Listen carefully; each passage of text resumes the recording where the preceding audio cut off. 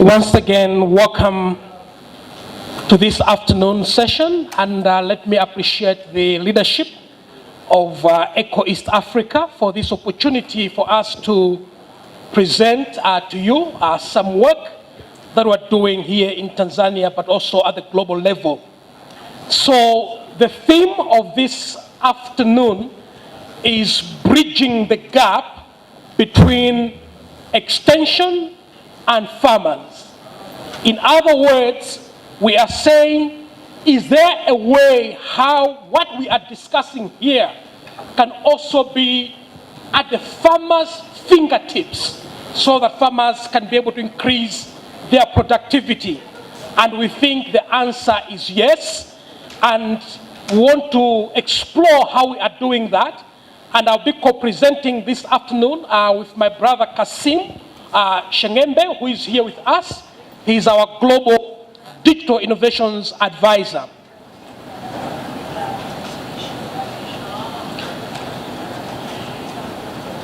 So, radio, yes, that's what we do. And we do radio because we believe that small-scale farmers produce most of the food in Africa, but too often they can't make ends meet. That's why we turn to a simple and acceptable tool known as radio. And this is no surprise to all of us because we know that all what we are discussing here, all what research has done, if it's not at the farmers' fingertips, then we are missing the war on hunger. Therefore, we want to see the hard work of African farming families lead to prosperity and food security for themselves, their communities, and indeed their countries. And we know that radio has a vital role to play in making this a reality. And why am I saying so? Because statistics shows to us that in most of the rural communities, radio is the only way where we can be able to communicate to these smallholder farmers. Therefore, it is indeed critical for us to use the power of radio. But we also know that the key thing about radio is that it is available to practically everyone in the communities. And not just available to them, but also in local languages. Because one of the major challenges in dissemination of technologies is for us to be using words which farmers cannot be able to appreciate and understand. And using radio, we make sure all the time we use the local languages. And indeed, we know that radio has the power to transform their lives and their whole communities for the better. But watch this, ladies and gentlemen. It's not just about radio. It is the integration of radio with new digital technologies such as mobile phones that is making radio even more powerful. And that's why we should demonstrate to you this afternoon. And the issue about radio is not just because it is a good way to use radio. It's about achieving scale. And one of the things we are discussing in this conference is indeed how long shall we say that only a few farmers are doing CA on a 20 by 20 garden. We want to see a whole multitude, millions of farmers doing this kind of work, and radio helps us to be able to reach so many people at the same time with quality information. But it's not just about a news broadcast. It's about good development radio, which we are talking about this afternoon. And indeed, the use of radio is critical in the development arena because also it is cost effective. And we are seeing that there is unprecedented impact for a fraction indeed of the money that we invest in traditional extension and development models. So radio is not only giving you scale, but also the economies of scale, as it were. In Africa right now, we are reaching the millions of smallholder farmers through 780 radio partners who are reaching indeed 100 million farmers every year in 40 countries, and we have got 26 active projects in those countries. Coming down here to Tanzania, we have got 8 projects in the different regions of this nation, and specifically in conservation agriculture, with support from the Canadian Food Grain Banks, we are working with 3 radio stations in the regions of Dodoma, Geita, and Mara. What results are we seeing on the ground using the power of participatory radio campaigns? Because indeed, we know that if we are able to implement this interactive programming that combines radio and mobile phones to increase interactivity, reach, and impact, there are results you can count on the ground. One thing is very clear to us, that every time we run a participatory radio campaign, 50 to 60% of the farmers who regularly listen to those broadcasts have always told us, we have listened to those broadcasts. So you are very sure that wherever there is a signal of that radio station, 50 to 60% of the farmers will be reached. It's not just about who listened to the program. It's about what have you learned from the program. And our statistics show to us that on average, 50% of the listeners increase their knowledge of the topics covered in our programs. Because we do understand that agriculture now is about knowledge-based agriculture. With ignorance, we can't increase productivity. We need the farmers out there to get the best of the knowledge that we have, all of us in here, to make ends meet at the farmer level. Is it only about listening? No. It's about what you do after listening. And our studies have shown to us that at least 20% of the listeners are able to apply one or more practices highlighted in a radio campaign. Therefore, this kind of statistics can give you the confidence and even the knowledge of how many people you can reach with a campaign based on the radio station that you are working on. So this afternoon, our pitch is not just to say it works this way. There are some new digital innovations that we are trying to develop and test here in Arusha that we want to share with you this afternoon as a way of bridging the gap between farmers and extensionists or researchers or scientists. And for us to understand this, I invite our global digital innovations consultant, Kasim, to share with us about one such kind of a tool. Welcome, Kasim.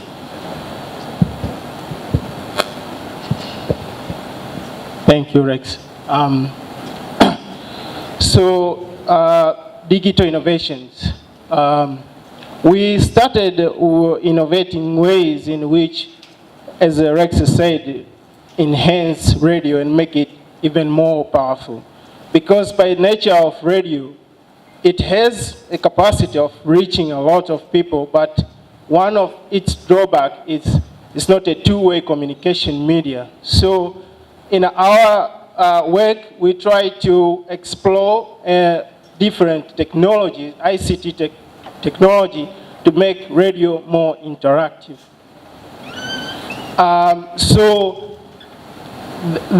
Through years of these innovations, we have gone through a pathway, and today I'll present one of our innovations, and that is Uliza Answers. So the interactive radio make use of mobile technology, and I would like to explain why mobile technology and not other modern ICTs like Twitter or Facebook. This is because of the demographic of people we are trying to reach. First, farmers, especially in sub-Saharan Africa, don't have access to this modern technology like Facebook and Twitter. So in our exploration, we were very limited. And we went with very basic mobile technology, and that is mobile phone in itself. And we have explored IVR, SMS, and we have applied it in our work, and we were able to make radio very interactive. And we have used it in different projects. But when we asked the farmers who are reached by our technology, we found that it's not just about them giving us feedback.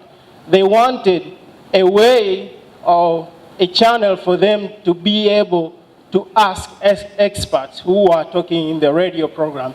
So we came with an innovation that in our poll, we normally run polls in the radio station. In our interaction, we have a component where farmers are able to ask questions to the expert, and the expert will answer the question in the radio station. But we again came to find that there's lots and lots of questions, and only few questions are able to be addressed in a 30 minutes radio program.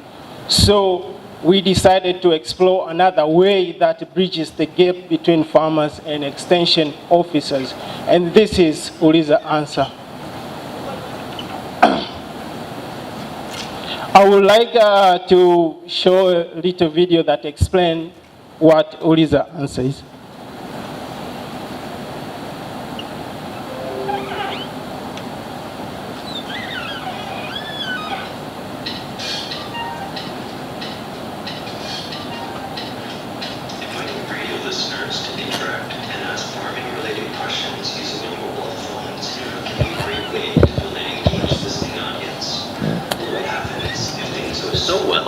Suddenly you have over 500 questions being asked per week, with each caller expecting a follow-up response. This was the case when Farm Radio created the Listening Post, a two-way interactive radio series powered by listener content and requests. Uliza Answers was created to address this challenge. It is a solution that allows radio broadcasters, listeners, support staff, and content experts to all collaborate around a radio series. In this video, we will show you the various steps that are involved in Uliza Answers. Good morning, dear listener. Welcome to Farm Radio International FM 91.20. Your host is Pascal the Farmer. Today, we are going to be looking at the fall armyworm invasion into the country. This is a pest which has done disservice to our farmers, and we have to get solutions. We are into our live segment, Uliza Answers, where we get to know your questions and get the answers that respond to your questions. The number to call in order for you to be part of the Uliza Answers is 613-888-9494. Hello, my name is Jennifer Atim. My maize has some patches and some caterpillars. I would like to know if I can do anything different in order to save my maize.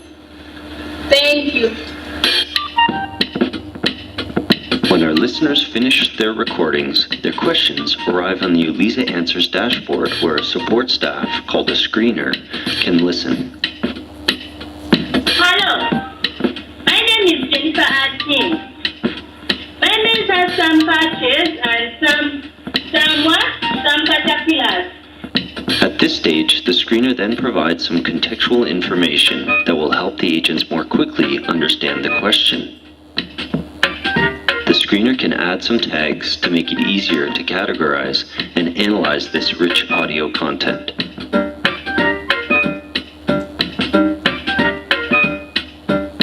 Finally, now the screener is ready to assign the question to one of the field agents for answering.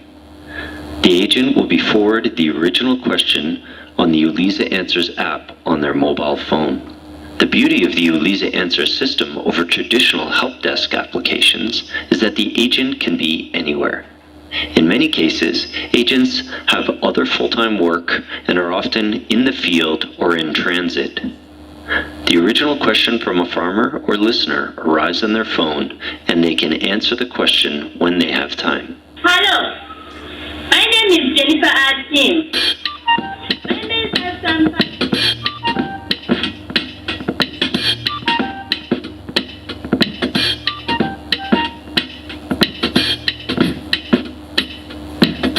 Hi Jennifer, sorry to hear about your maize crop. It sounds very much like you're dealing with armyworm pest. Depending on how much damage has already been caused, you will have some choices. If it's possible and early enough, you can actually pick off the eggs that have been laid. This is the best option. As a last resort, if the armyworms are many, you may need to look at a pesticide from your local agro-input dealer. But this involves poison, so it should be a last resort and may not be helpful if there is already too much damage. I suggest you keep listening to your local radio broadcast to hear from other farmers. Good luck and keep positive. Thank you. When the agent has completed their recording, the message is sent to 2 different locations. First and most importantly, the original caller who asked the question receives an SMS notification that their question has been answered, and be prepared to receive a call to hear it played back. Hi Jennifer, sorry to hear about your maize crop. It sounds very much like you're dealing with armyworm pest. Depending on how much damage has already been caused, you will have some choices. And the second place the message is sent to is back to the Vox box at the radio studio in order to complete the circle and so that all listeners can benefit from the question and the answer. Hello, Farm Radio listeners. Welcome back. This is the time we've been waiting for to listen to our farmers' questions and answers from experts. Our lucky farmer tonight is Jennifer Atim from Kiliandongo district. Let us listen to the question and the answer. Hello, my name is Jennifer Tim. Uliza Answers combines the many great innovations in interactive radio that Farm Radio has developed over the past 4 years in the hangar, its Radio and ICT Innovation Lab, and through global collaborations.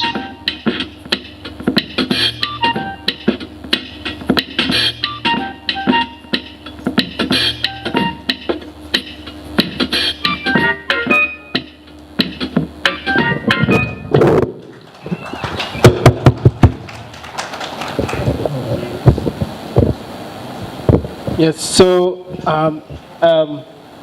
the main people involved in the Uliza answer approach or this innovation is the subject matter specialists. These are people from research institute who have access to knowledge base and they can provide answers to questions if there is some questions. The small scale farmer, so it has been shown, farmer oftentimes they have questions, and they don't have access to the knowledge base, and this is the way that this gap can be bridged. And the screener is the person who is looking, receiving all the question and make sure that they make sense, and also they know which of the expert the question should be forwarded to. So far we have tried with working with one extension officers, but the way we imagine is we have an expert for maize, expert for beans, expert for conservation agriculture, and so when the question comes, they can tag them and be able to send them to an appropriate expert to provide answer. And of course, the hangar where this innovation came from is involved in this. So we did the pilot in last year, actually for 2 months, from October to December. And we worked with Radio Sauti ya Injili, which is based in Mwanza under the Uptake project funded by IFRRI. And we partnered with Tari Seliani Center, which is in Arusha, and we had an amazing expert. And she was so dedicated to answer the questions that arrived. And in 2 months, we received 361 calls from farmers, and 100 of them were 100 farmers successfully got the response back from our expert. And it's 100 because there is some challenges, and one of them is the audio quality. Sometimes due to network problem in the villages, the voice come and it's not audible. And also like the understanding of the system. We try to address this by creating jingles and promoting the radio stations. So basically in the very first phases, this problem was, but then when we introduced jingles and promos, farmers seem to get the concept and use it. And then when we finished, we did a mini evaluation, a very small evaluation. We talked with 50 farmers out of 360, 25, the one who succeeded to get their answers, and 25 who did not get the answers. And from those who got the answers, more than 90% say that they would use this system again because it helped them to get useful information. So this is our last slide, our vision for the future. And as I say this, one thing that was exciting about the pilot of Uliza Answers is the question if farmers are willing to pay for services. One of the things that we saw is that of all those 361 calls, those calls were not paid for by the donor. Farmers on their own called into the service because they wanted to get a solution to the problem that is pressing them. We think that is a very good sign in terms of how we can collaborate with farmers, extension, and research. Therefore, moving forward, we are looking at developing a sustainable digital extension system that works together with all the partners in the industry to meet the information needs of smallholder farmers. Thank you so much for listening. You are welcome for questions and comments.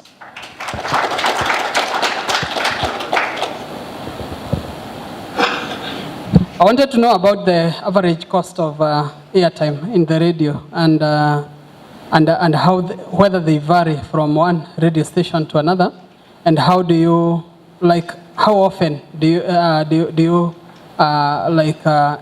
the programs, and is there interest from maybe other entities like TV stations to air your products? Thank you. Thank you so much for the question. One thing is very clear, that different radio stations have got different airtime rates, more specifically based on the typology of the license they carry. So the national broadcasters, the regional broadcasters, or community broadcasters do vary in terms of the costs of their time. You might wish to know, which maybe is obvious, that the community radio stations are cheaper than the radio broadcasters that are at the national level. However, one of the things we have done through time is to partner with the radio stations, not just like a customer versus a client situation, because we build the capacity of the radio stations, we provide them with equipment such as recorders, but also production equipment such as computers. Because of that, most of the times we have got reduced rates that we normally have at the radio station level. But without that, it can be really expensive for you to put programs on the air. And in most of the cases, we have got one new program every week with a repeat. And the repeat most of the times is based on the time when women can easily listen to the broadcast, because most of the prime time, which we call prime time, it is mostly dominated by male folks in terms of access to the radio set. So the redundancy through the repeat is done most of the times thinking about the female listeners. Issues of TV is something that we are exploring in terms of how we can integrate the work we are doing with such kind of platforms. But now our emphasis is on the radio and mobile platforms. I think I've answered your questions. Thank you. My name is Teofil Kahombo. Thank you very much for the good presentation. You just summarized on the sustainability strategies, which is a very crucial issue. May you give us some hints on sustainabilities? Because so many issues fail, interventions fails because of sustainability. As long as you are not there, then things are not there. Like, how have you prepared those radio stations to continue with these programs in your absence, or without any funding, or without any support? Thank you. Thank you so much. It's $1 million question all the time when you hear such a question. But there is something that we are developing, which we are calling a social franchise radio model. What is a social franchise radio model?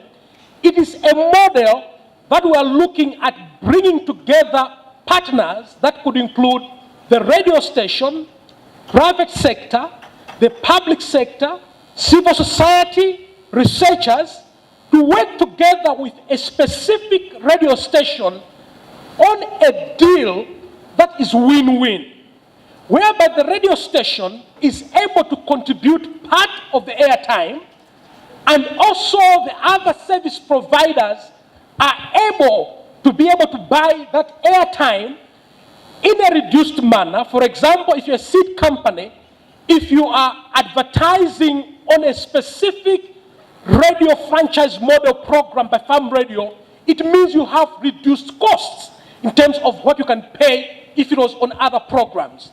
But also in terms of the role of other providers like public sector, in extension, in research, we know it's already part of their work. We want them to contribute their voices and be part of the recordings without extra charge, because most of the times when you call upon them, they'll tell you how much allowance is there. So we are looking at a scenario whereby all actors can come together and support this work. Our pitch to the radio stations is this.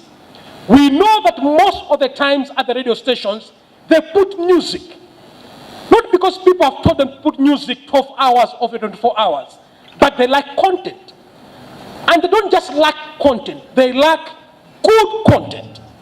And we believe if we work with them to have good content on the airwaves in a continuous basis, everybody will come in to join and support and invest in such kind of a model. So that's what we are looking at in the future, and our discussions with the government in terms of the Ministry of Agriculture, TARI, and also other seed companies is at an advanced stage to start with at least 5 radio stations here in Tanzania who shall have programs every week, no matter what, because of this franchise model we want to do with them. So we are thinking about that, and watch this space. Next year we'll tell you about what is happening. Thank you.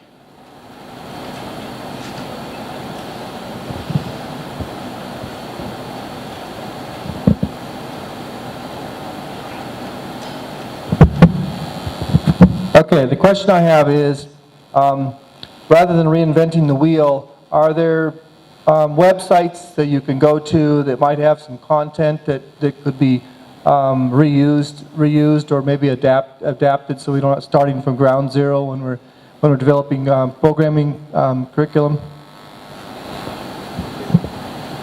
Yes, indeed they are.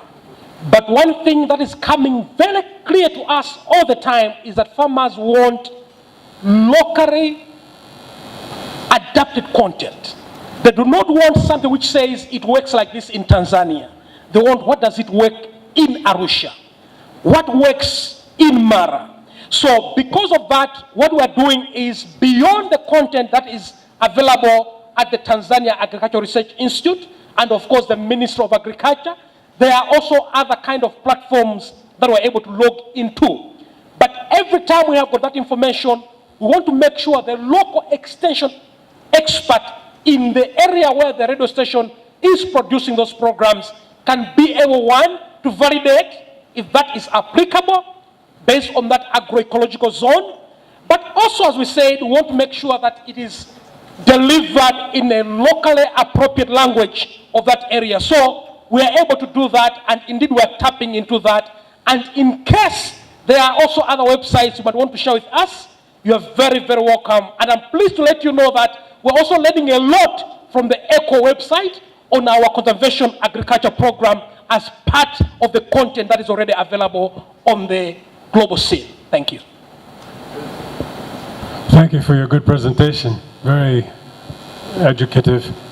Yesterday we had a client of yours speak of your work. I would just like to know, Ken, are you willing to share anything about how useful farm radio was in your work? I think we found, I think there are a number of reflections. I think what was really very useful was the way that we, through the radio programs, brought a whole range of different partners together. And although we all think we know how to do things, actually when you try and actually write it down in a way that is readily communicable, actually we're often not quite in agreement, and that was a very useful process. I think the other thing that we really learned from it was using the hangar and other tools that they have for what you call this computer-assisted telephone interviews. So farmers were texting in with questions, but there were lots of follow-up survey, and that was actually what led us to identify, which were the varieties farmers wanted, particular seed types. That was then fed back into research to get those seed types actually into the breeding programs and into varietal release so that we could work on better seed. And I think seeing it very much as a two-way process, not just here we are, we know everything, let's put it out. But in the same way you're talking all the time about participatory research at the farm level, talking to farmers, I think this is a way of actually reaching a much broader community. And certainly in Tanzania, with the coverage of different radio stations, actually you can cover the whole country in Tanzania. And I do think that there is an issue about radio. I mean, you can contact people directly, absolutely, but of course you're limited to what you can say on radio.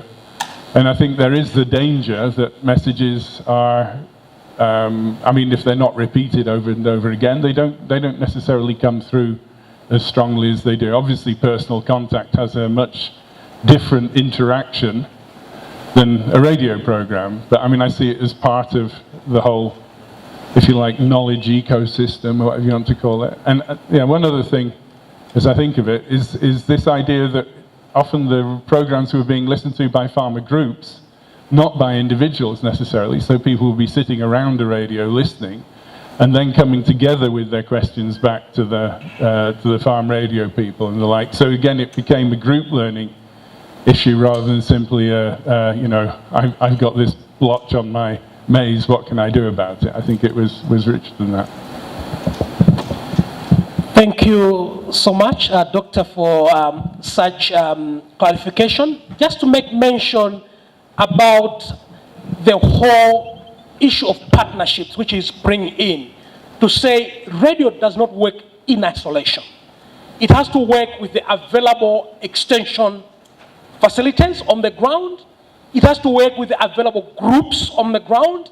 Like in our work in Dodoma in conservation agriculture, we are working together with the groups that have already been formed by our partner, the Diocese of Dodoma. I think they're also here today. So it's indeed about partnerships that makes a difference, but also the linkages to other actors in the whole value chain.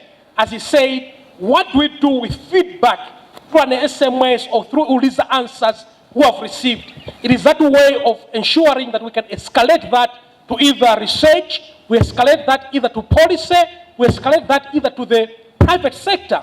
Because in so many times farmers have asked us and said, that was a good program.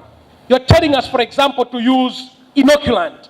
Inoculant is not here in our area. So we use that also to start to create demand for other services that could be there in the community. So really, I think that's the way interactive development radio works. Thank you for your comments. Any more questions? I grew up in the United States on a farm before there was television. And so we listened to farm radio all the time. And the previous questioner mentioned interaction, personal interaction, as opposed to radio. But we saw those people as our friends on the radio. And every so often they would come to a local community and interact. And we all went. And do you do anything like that? Bring the people on the radio to a local church or market or something? Yes, actually you have just even nailed it to say that in most of the circumstances when it's a community radio station, it works very brilliantly. Because the challenge with national radio stations is that if the producers and the hosts are in Dar, to bring them all the way maybe to Gaeta, it will be difficult in maybe a number of times. But when they are listening to a radio station that is closer to them, we have seen most often that the producers and the hosts have become actually more of part and parcel of the communities in terms of engaging them even beyond the theme of the radio program which they are championing on the airwaves. So really that happens. And indeed, also when we look at the radio listening groups, we have seen that as most of the programs go to a radio listening group, it creates that momentum and also discussion engagement at the community level. Because people really see that they are involved, that you're talking about issues that concern them, and that they are the masters of the knowledge that is going out there. And one thing we've learned also in our studies is that farmers learn from their own fellow farmers. Unlike when maybe a researcher just come in on the airwaves and talk about the good literature review or PhD work they've done, what farmers want to hear is, after you've done that PhD, what did the fellow farmer do? And when the farmer also speaks on that, you start to see those kind of conversations also happening in the community. So indeed, that is happening more specifically when we are working with community radio stations. I'll just make a comment. I'm affiliated with the Canadian Food Grain Bank and the CA Upskilling Program. So we're affiliated with the Diocese of Central Tanganyika down in Dodoma, but also with an agency in Sodo, southern Ethiopia, that you've got a radio program going there. When I was last there, I was quite impressed, especially in Ethiopia, because I saw these listening groups. This builds on what Ken Giller was just saying. We had listening groups, because I always thought the radio would be a one-way communication. But it was nice to see the listening groups both collectively discussing, sending in some comments for feedback, but they in turn were reaching out to other farming groups in their community. So it had a kind of a 2-3-way connection. So it was quite a multiplier effect. I thought that was quite good. So thanks. For sure, indeed. Thank you. Yep.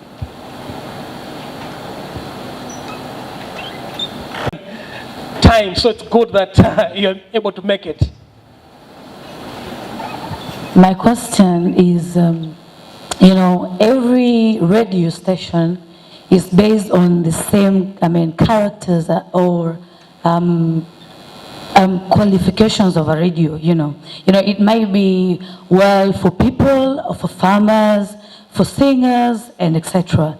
So you're from farm radio, right? You're based on farmers. So it means all your contacts are in, farmers, for farmers and farmers. But, in our stations, as community stations, we have that kind of programs. But, farmers listen and they're saying just, I'm listening to this, but, they don't know what farm is. I don't care what I'm listening, so they switch off. So I would like you to speak of that a bit. Why are you, Why do we have to change the contact of farmers in community radios or televisions? While farmers are like, oh, I can listen to farm radio, it has this impact for me. I cannot listen to this because they're not producing what I want. And farmers do not trust other community radios as farm radio. Can you talk a bit of that? Your question looks a little bit complex because I'm not understanding it. So I will ask Linda if you have been able to get through to that question. Would you want to help us answer that? Same way, maybe I didn't really get exactly the question, but I'll give some explanation. Maybe this explanation could be useful. First of all, if maybe you hear we say we've worked with Radio Sauti ya Injili, we never chose that. We never said Meru Place will listen to this. We go to the particular community, we research and identify from the farmers. So why do we identify that? We identify more other information. What is the knowledge gap? What really do you want to hear? Is this the kind of project, of the topic, kind of things you want to hear at this particular time? So when we know all of that information, we would come and design what reflects the thing farmer said. So when we have done that with the farmers, understanding the nature of the broadcasters, of the radio stations, we get to the station, we do something we call in-station training. This is meant to equip broadcasters to match the quality of a farmer program. Maybe the broadcaster was doing a bongo flavor somewhere. We understand maybe he or she may venture in that farmer program with that quality and then maybe not be able to deliver exactly what we want. So we do a 21 days training to broadcasters, hoping when they're out of there, they're able to make a farmer listen to the program because they have all the skills it takes to make a farmer to listen. I'm still not sure if your question wanted such reply. Maybe from this you could ask me something else. Okay. Okay, thank you so much. And just to also echo in, one of the things which farmers told us about bad, poor quality radio programs on agriculture was that it is the best time to save batteries. If you've got a very poor agriculture program, farmers will tell you it's the best time to save batteries. And that's why I mentioned that you need to have a very good quality program which can compete with that political talk show, which can compete with that sports program, which can compete with a news program. So the packaging of our programs is what is very, very critical to attract the farmer to listen to that program. Because indeed, if it's a waste of their time and it's noise in their ears, they will switch off. So really, it's about quality farm radio programs that make a difference to the lives of the farmers. Thank you so much. God bless you. Thank you.